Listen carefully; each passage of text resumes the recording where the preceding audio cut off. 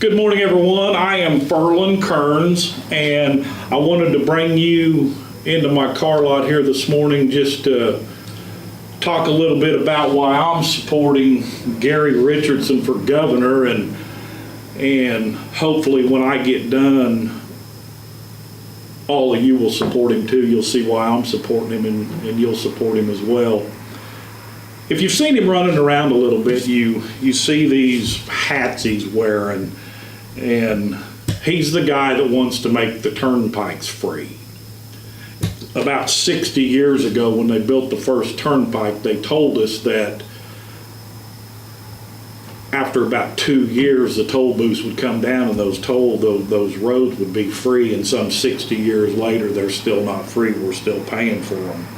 But that's not really why I wanted to do this morning. That's a policy position, and we've all got policy positions and opinions on that stuff. But what I wanted to really do this morning is talk about the man, Gary Richardson, and who he is.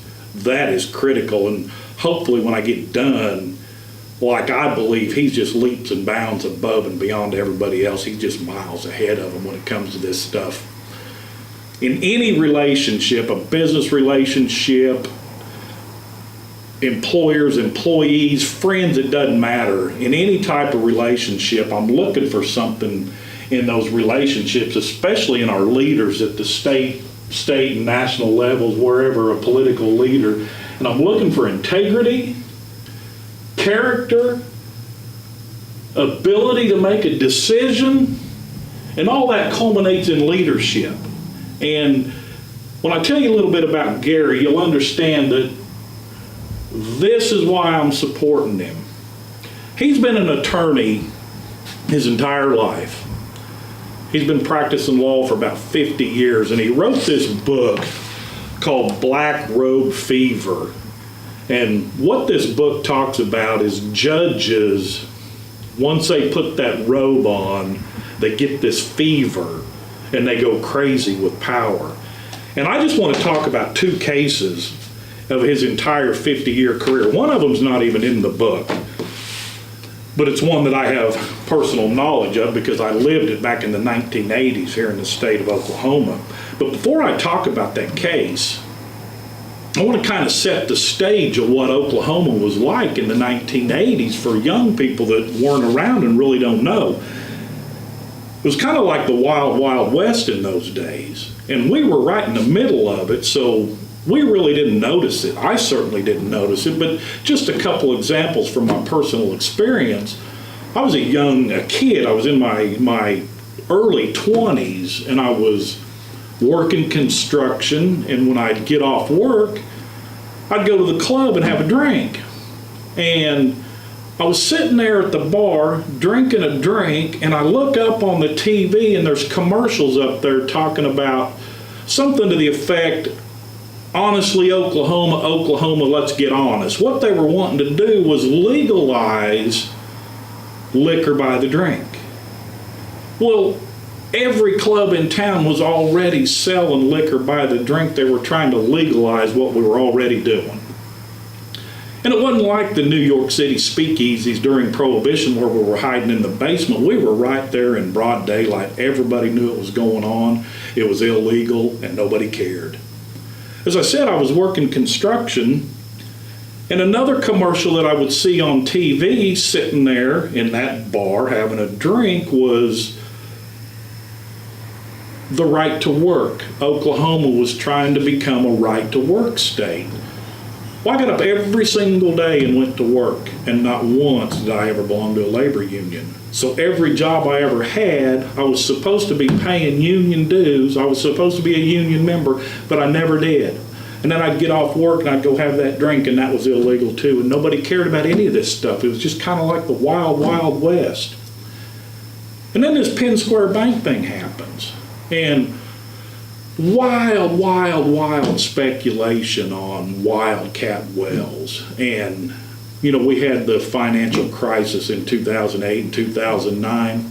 Oklahoma oil industry and the wildcat wells almost did that to our financial system back in the 80s. And it was just things like that going on all the time, and nobody cared. Then we come into this county commissioner scandal. County commissioner scandal. I'll just abbreviate that.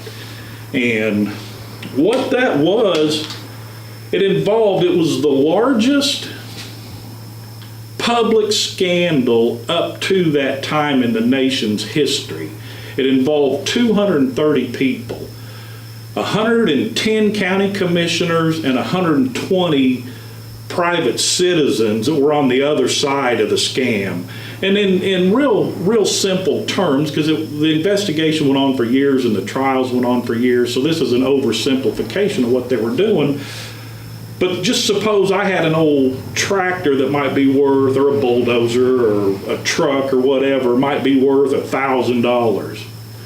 And I'd sell it to a county for $50,000. The county would pay me $50,000 for this $1,000 tractor, and then I would give part of that money back to the county commissioner. And this went on.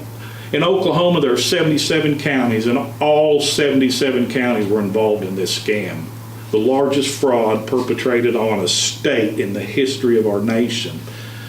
And Gary Richardson was the attorney, the U.S. attorney out of Muskogee, that decided to prosecute these 230 people for ripping off the citizens, the taxpayers of the state of Oklahoma. And what was significant about that, these were leaders of their community. These were people that went to church and went to soccer games with their kids and went to the PTA. They were pillars of their community, and they were stealing from the very people that trusted them and elected them. The worst kind of fraud there is when you steal from people that trust you. And that's what they did. Now, when you think about this, there was 230 people indicted and sent to prison. And that was the who's who club of the state of Oklahoma. Can you imagine who was involved in that 230? The establishment, county commissioners, their friends, and that's just the 230 that went to jail. Can you imagine the people that they knew, their friends and families and colleagues? It goes into the thousands. Real quick, it goes into the thousands. And like I say, the establishment, the who's who, that good old boys club we always hear about and really heard about in those days, there's no telling who was involved in that entire club. But Gary didn't care. Gary Richardson didn't care. He was a young man in the prime of his life, in the prime of his legal professional career, and he didn't care. He went after all those people and put them in jail.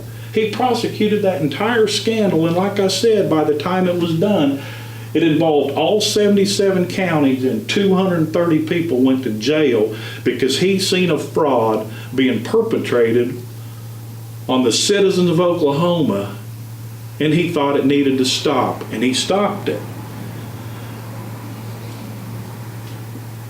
When he did that, it's significant that he was working for the United States Justice Department. He was a United States attorney prosecuting that. And what's important about that, because about the time this case was winding down, another case in Texas was just starting to brew. And that case in Texas, in this case, he was a United States attorney prosecuting people in the state of Oklahoma as a United States attorney. And in this case in Texas, he was actually defending a person that was being persecuted by the same office, in part, the United States Justice Department, the same office that he had just left. About the time this case was winding up, another storm was brewing in Texas, another unrelated case that Gary is getting ready to be involved in. Down there around Waco, this man, Henry Lee Lucas, was arrested for a couple murders. And while they had him in jail, he started confessing to hundreds of murders. I actually seen a 60 Minutes clip where he said he had confessed to 3,000 murders around the country, which is just outrageous. Well, what happened, this gentleman, Vic Feasel, he got elected as district attorney in McLennan County, Texas, which is Waco, and he was investigating a different murder. Well, he thought he knew who committed that murder, and he was getting ready to arrest the person that he thought committed that murder. And all of a sudden, this guy, Henry Lee Lucas, confesses to the murder that this district attorney knows he did not commit. He already has done the investigation. He knows who committed the murder. He's getting ready to arrest those people and prosecute them. And up pops Henry Lee Lucas and confesses to a crime that he could not possibly have committed. Well, as time goes on, Henry Lee Lucas, he starts confessing to hundreds of murders, and as the 60 Minutes clip said, possibly thousands, but hundreds in any event, all over the country. So these law enforcement agents in Texas, they set up a little task force to handle all these cases Henry Lee Lucas is confessing to. And if you can see a close-up of that picture, they were parading him around town. They were taking him to restaurants for breakfast, for lunch, for dinner. He had free reign of the courthouse. This is a guy that supposedly committed hundreds of murders all over the country, and he's just out walking around free. Well, Vic Feasel says there's no way. There's no way he committed all these murders, and all the people that were involved in this, they're gaining national notoriety. They're becoming heroes. They're solving cases all over the country, cold case files. Detectives can close these cases. Victims' families are getting closure, and this task force they set up, they're becoming heroes because Henry Lee Lucas is confessing to crimes he could not possibly have committed, but nobody cares except Vic Feasel. Vic Feasel cares. So he heads to Austin from Waco. He heads to Austin to talk to the state attorney general. He's wanting to call a grand jury investigation. And the attorney general is involved in the scam as well. And they told him to back off, and when he refused to back off, they arrested him. Now think about this. Here's a district attorney. He gets arrested on corruption charges, and they're trumped up charges. He's framed. There's no evidence that he ever committed a crime. But here's what he's up against. This is what Vic Feasel was fighting as a criminal defendant. The chief of police of Waco hated him. So it was the chief of police of Waco and his entire police force. The local sheriff, he hated him. He was involved in the setup, and his entire department. The deputy sheriffs, the Texas Rangers, they were involved. The Texas Attorney General, the FBI, the IRS, and this WFAA. If all this wasn't bad enough that all these law enforcement agencies were piling on, this WFAA TV station out of Dallas, they get on as well, and they're running stories every night about this corrupt Vic Feasel in Austin, Texas, or Waco, Texas. So Vic calls his friend Gary Richardson, and Gary Richardson goes to Waco, Texas to defend Mr. Vic Feasel against all these people. Normally when you go to court, to trial, you got to defend yourself against the local district attorney. In this case, again, look at this pool of law enforcement agencies that were involved in this deal. And the sad part about it, These people knew he wasn't guilty of anything. They knew it was all trumped up. And they built a coalition this large to perpetrate this fraud against Mr. Vic Feasel. And what's interesting about this, in the county commissioner scandal, Gary Richardson worked for the U.S. Attorney's Office as a prosecutor. A couple years later, he's defending this man in part against the very agency he just left, the U.S. Attorney's Office. So he's defending this guy against an office he just quit. And this one of these FBI agents that was involved in this coalition, at one time had been number 3 in the FBI in Washington, D.C. That's huge. That's how huge this deal was. But Gary Richardson didn't care. Once again, he didn't care. As in the county commissioner scandal, he went up against that good old boys club and that who's who in the state of Oklahoma and the establishment. Now in Texas, he's doing the same thing.